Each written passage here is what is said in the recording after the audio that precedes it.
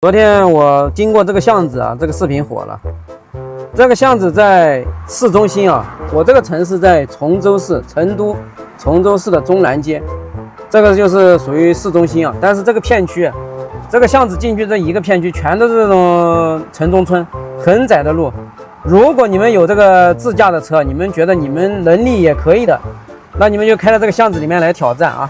哎呀，那些说这个特斯拉视觉测距不行的，你们看一下它有没有这个激光雷达测的准。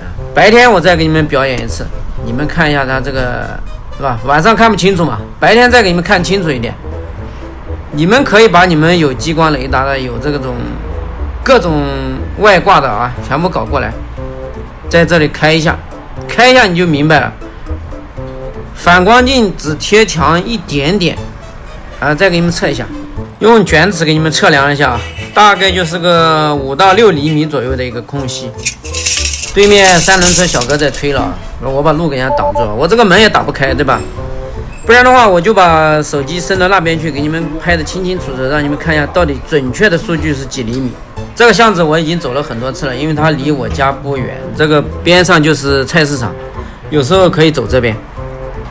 但是大部分时间我基本上不会选择走这边，为什么？因为他走这个巷子他很慢，那些人的门都大概都在这个路口上面，你一开门就人一出来就怼上车了，所以说他把这个速度控制的非常低，非常非常低，就是几码反正10码以内吧，稍微快一点它速度就起来一点。反正这个巷子的话，基本上就是这两边的住户的人可能开车走这边走一下吧，一般外面的人都不会选择走这个巷子，这太窄了。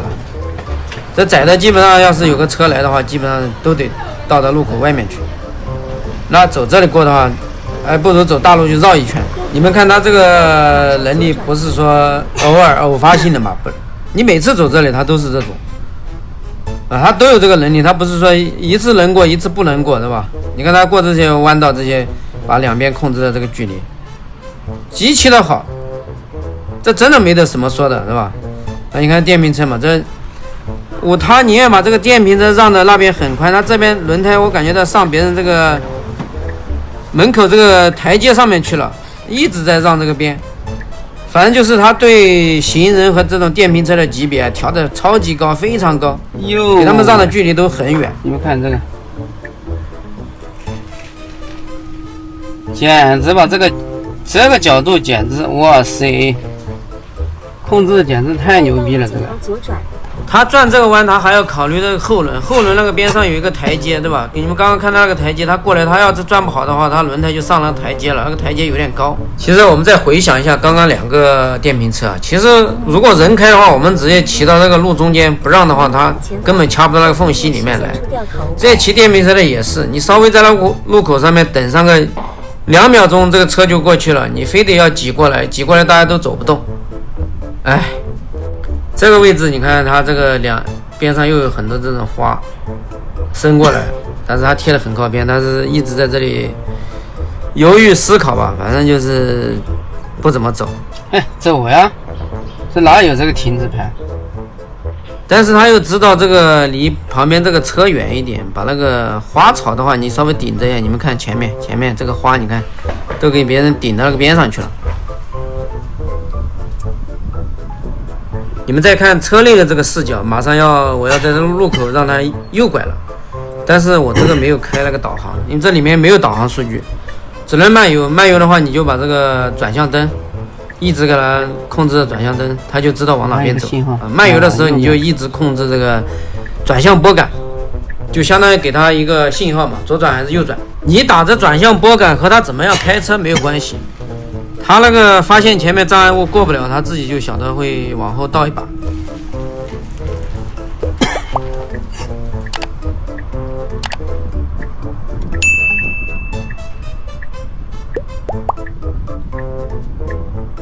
因为我是慢油啊，需要给他一个这个指令，让他往哪边走。走到这里来就没办法了，车身斜着的，然后前面又有一个柱子，这个宽度明显不够。如果强行过的话，肯定就把边上这个车挂的，所以他就自己选择这个倒车，不走这条道了。掉头这个弯道，我觉得他选择的路径不对然后在那里搞得很慢，所以我就接管了，这人工掉的那个头吧。掉完头之后就激活嘛，激活又让它自己开。这里就很搞笑，你看他以为那个电瓶车是要直行的，结果这个电瓶车往右边拐了，他又打回去。我以为他是要左拐，什么转个大弯，没想到他还是直行。你们看过这种窄的两车之间这个缝隙，其实他也能控制得很好。你给我开的话，我说实话，我还真的控制不好那个距离，因为车头这么长，看也看不见，只能凭感觉，很容易被刮上。这个地方才是真正的很经典的。你们看啊，我给了他一个右转的信号，给他个右转信号，他出去之后，你看他立马就倒车了我转过去才看到右边来车了。他这个倒车换挡速度真的很快，0.几秒就完成了。你看他这个口子，你们觉得他这个细节做得好不好？真的接近于完美。如果他卡在这个口子上，那么谁也过不了，这个奥迪也过不了，他自己也过不了。他能快速的往后倒一把，让这个奥迪过去，然后自己快速的过去。这细节做的，你们觉得是不是真的比人做的？我觉得比人做的好吧。这个巷子基本上就走完了你们觉得他整个这个过巷子的这个能力，他这个思考，然后和对面这个司机的交互，是吧？他这个不是说那种编程的，他这个真的这个电脑里面类这个程序，感觉就是装了一个人，就是真的有思考，有思想。这个你们真的不服不行。他完美厉害的地方就在这些地方。它类似于人的想法。把这集视频看完的老铁，我相信你们会对这个 FSD V14有一个全面的了解。你看它过这种极窄的巷子、绕行这种障碍物、各种这种场景的处理，它都能做的基本上算是完美。它处理的这个细节可以说比人处理的好。那么有些人说它这个不能在城里面开的，看完之后你们觉得你们的脸有没有发热？对吧？如果把这些交通标志、这些信息，把这些数据交给他，那么他绝对是无敌的存在。